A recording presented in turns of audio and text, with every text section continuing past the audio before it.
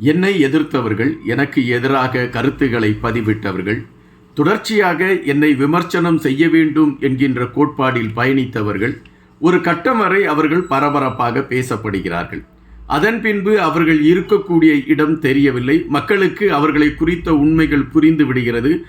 இவர்கள் இதற்காகத்தான் பேசினார்களா என்கின்ற அந்த கருத்தை அவர்கள் புரிந்து கொள்கின்றார்கள். எனவே என்னுடைய பயணம் வெற்றியாக தொடர்ந்து கொண்டிருக்கின்றது. என்னை எதிர்த்து பேசியவர்கள் காணாமல் ஆகிக்கொண்டே இருக்கிறார்கள். அதற்கான பட்டியல் மிக மிக நீண்ட பட்டியலாக இருக்கின்றது. அந்த பட்டியலை குறித்து நீங்கள் அறிகின்ற பொழுது நீங்களே வியந்து போவீர்கள், இவ்வளவு பேர் எனக்கு எதிராக பயணித்திருக்கின்றார்களா என்று.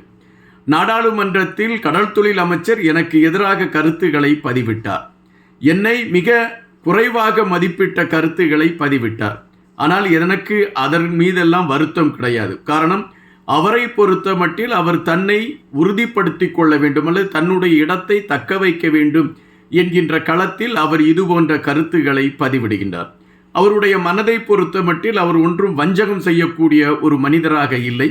தன்னுடைய இடம் யாழ்ப்பாணம் பகுதியில் தனக்கான ஒரு அதிகாரங்கள் வேண்டும், தனக்கான ஒரு ஆதரவு வேண்டும் என்கின்ற களத்திலே என்னை குறித்த செய்திகளை அவர் பதிவிடுகிறார் என்று வைத்தியர் அர்ஜுனா அவர்கள் 2 விடயங்களை மையப்படுத்தி ஒரு காணொலியை வெளியிட்டிருக்கின்றார்.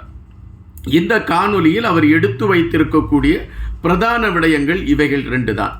இந்த 2 விடயங்களில் வைத்தியர் அர்ஜுனா அவர்கள் எதனை முதன்மைப்படுத்த வருகிறார், எந்த கருத்துக்களை அவர் குறிப்பிட விளைகின்றார், யார் யார் அவருக்கு எதிராக செயல்பட்டார்கள், அவர்களுடைய தற்பொழுதைய நிலைமைகள் என்ன போன்ற பல விடயங்கள் கேள்விகளாக இருக்கின்றன.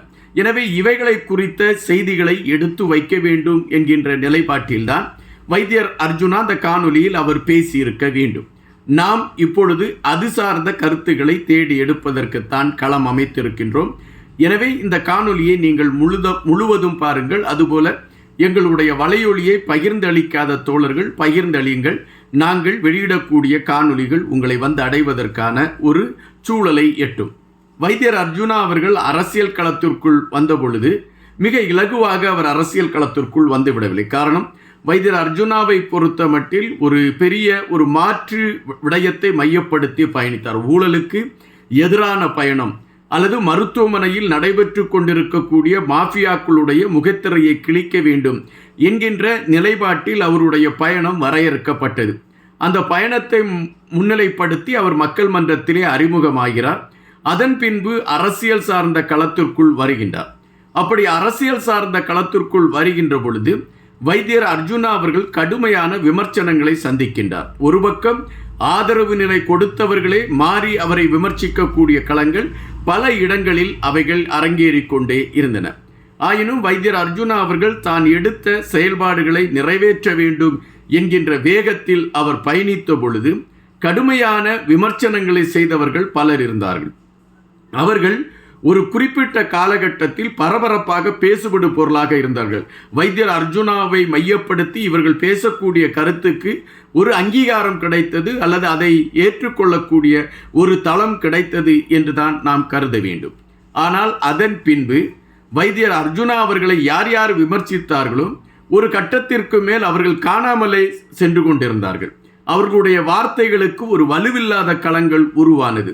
அவர்களை மக்கள் மறக்கத் தொடங்கினார்கள். அவர்களுடைய கருத்துக்களை மக்கள் புறக்கணிக்க தொடங்கினார்கள். ஆனால் வைத்தியர் அர்ஜுனா என்கின்ற அந்த பெயர் அடையாளமான ஒரு பயணத்தை முன்னெடுத்து கொண்டே பயணித்து கொண்டே இருந்தது. எனவே இங்கு வைத்தியர் அர்ஜுனா அவர்கள் தான் அந்த அரசியல் களத்திற்குள் வந்த பொழுது தன்னை எதிர்த்தவர்கள் அல்லது தனக்கு ஆதரவாக இருந்து தன்னை எதிர்த்தவர்கள் யார் யார் என்கின்ற ஒரு பட்டியலை குறிப்பிட்டு அவர் குறிப்பிடுகின்றார். இந்த பட்டியலில் இருக்கக்கூடியவர்கள் இப்பொழுது எங்கு இருக்கிறார்கள் என்று தேடி பாருங்கள். அவர்களுடைய நிலை கேலிகளாகவும் அதாவது ஒரு புரிதல் இல்லாத ஒரு சூழலில் இருக்கின்றன. ஆனால் நான் இன்றும் மக்கள் சார்ந்த களத்திற்குள் நான் பயணித்துக் கொண்டிருக்கிறேன் என்பதை நீங்கள் புரிந்து கொள்ள வேண்டும் என்று வைத்தியர் அர்ஜுனா அவர்கள் குறிப்பிட்டிருக்கின்றார். அப்படி வைத்தியர் அர்ஜுனா அவர்களுக்கு ஆதரவாக இருந்து வைத்தியர் அர்ஜுனா அவர்களை எதிர்த்தவர்கள் அல்லது வைத்தியர் அர்ஜுனாவை முதலில் இருந்தே எதிர்த்தவர்கள் என்று அந்த பட்டியல் பெரிய நீளமான பட்டியலாக இருக்கிறது.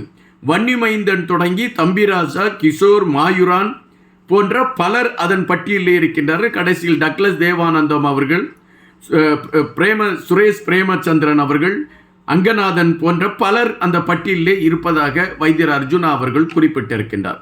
இப்படி வைத்தியர் அர்ஜுனா அவர்களுக்கு எதிராக களத்தில் நின்றவர்கள் பலர் காணாமல் ஆக்கப்பட்டிருக்கக்கூடிய, அதாவது அவர்கள் இப்பொழுது இருக்க இடம் தெரியாது என்கின்ற ஒரு நிலை உருவாகி இருக்கிறது என்றால் வைத்தியரிடம் ஏதோ ஒரு உண்மை இருக்கிறது என்பதாக அறியப்படுகின்றது. இரண்டாவதாக நாடாளுமன்றத்தில் நடந்த சம்பவம். நாடாளுமன்றத்தில் கடல் தொழில் அமைச்சர் பேசுகின்ற பொழுது மிக காட்டமான கருத்துக்களை பதிவிட்டார். கடல் தொழில் அமைச்சருடைய இந்த காட்டமான கருத்துக்களை எதிர்த்து நாம் கூட ஒரு காணொலியில் பதிவிட்டிருந்தேன்.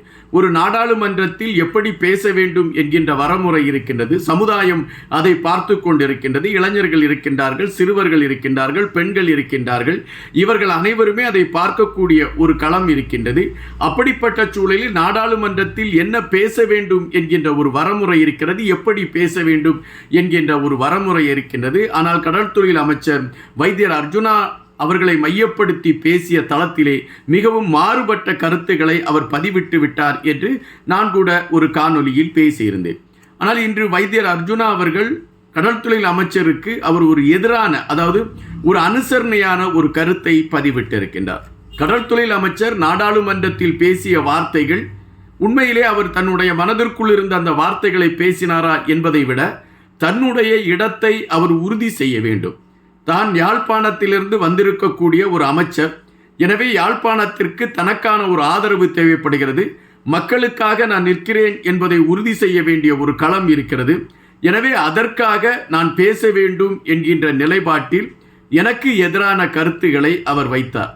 அந்த கருத்துகளில் அவர் கடுமையாக என்னை விமர்சித்திருந்தால் கூட எனக்கு அவர் மீது கோபம் இல்லை. காரணம், அது அவருடைய அரசியல் நிலைப்பாடு என்பதைத்தான் நான் எடுத்துக்கொள்ள முடியும்.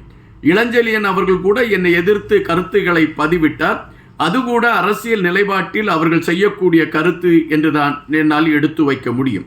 ஆனால் தமிழ் மக்களுக்காக இருக்கிறோம், நாங்கள் தமிழை சார்ந்து தமிழுக்காக நாங்கள் பாடுபடுகிறோம் என்று பேசக்கூடியவர்கள், அவர்கள் கொள்கைகளை விட்டுவிட்டு ஒவ்வொரு இடங்களிலும் அலையக்கூடிய விடயங்கள், யாரோடாவது கூட்டணி அமைத்து நாம் நகர சபைகளை கைப்பற்றி விடலாம் என்று அலைகின்ற விடயங்கள், இவைகளையெல்லாம் பார்க்கின்ற பொழுது வேதனையாக இருக்கிறது. அவர்களெல்லாம் என்னை விமர்சிக்கின்ற பொழுது அதில் எனக்கு அவர்களை எப்படி பார்ப்பது என்கின்ற கேள்விதான் வருகின்றன. அவர்களை உண்மையான தமிழர்களாக என்று பார்ப்பதா, அல்லது இவர்கள் தமிழ் இனத்திற்காக போராடுகிறார்கள் என்று பார்ப்பதா, அல்லது இவர்கள் ஏதோ ஒரு நாடகத்தை நடத்துகிறார்கள் என்று பார்ப்பதா என்கின்ற கேள்விகள் தான் என் மனதிற்குள் எழும்பிக்கொண்டு இருக்கின்றன. நான் தொடர்ச்சியாக மக்கள் சார்ந்த களத்தை எடுத்துக்கொண்டு பயணிக்கின்றேன். எனக்கு இதில் எல்லளவும் மனசோர்வோ எதுவும் கிடையாது. ஆனால் என்னை எதிர்க்கக்கூடியவர்கள் எப்படி வேண்டுமென்றாலும் எதிர்த்து விட்டு போகட்டும். ஆனால் அவர்கள்தான் அடையாளத்தை இழப்பார்கள் என்பதை அவர்கள் புரிந்து கொள்ள வேண்டும் என்பதுதான் என்னுடைய எண்ணம் என்று வைத்தியர் அர்ஜுனா அவர்கள் பதிவிட்டிருக்கின்றார். ஏறக்குறைய நம்மை பொறுத்த மட்டிலும் வைத்தியர் அர்ஜுனா அவர்கள் குறிப்பிட்டிருக்கக்கூடிய அந்த விடயங்கள் உண்மையாகத்தான் இருக்கிறது என்பதுதான் பதிவு. வைத்தியர் அர்ஜுனா அவர்களை எதிர்த்த பலர் இன்று காணாமல் போய்விட்டார்கள். ஆனால் வைத்தியர் அர்ஜுனாவை அரசியல் ரீதியாக எதிர்க்கக்கூடியவர்கள், அரசியல் ரீதியாக எதிர்த்து கொண்டு இருக்கக்கூடியவர்களுக்கு வைத்தியர் அர்ஜுனா அவர்கள் அதற்கான பதிலை கொடுத்து கொண்டு தன்னுடைய அரசியல் என்கின்ற பயணத்தில் மக்கள் சார்ந்து பயணித்து கொண்டு இருக்கிறார் என்பதுதான் நிஜம். நன்றியுடன் இன்பா.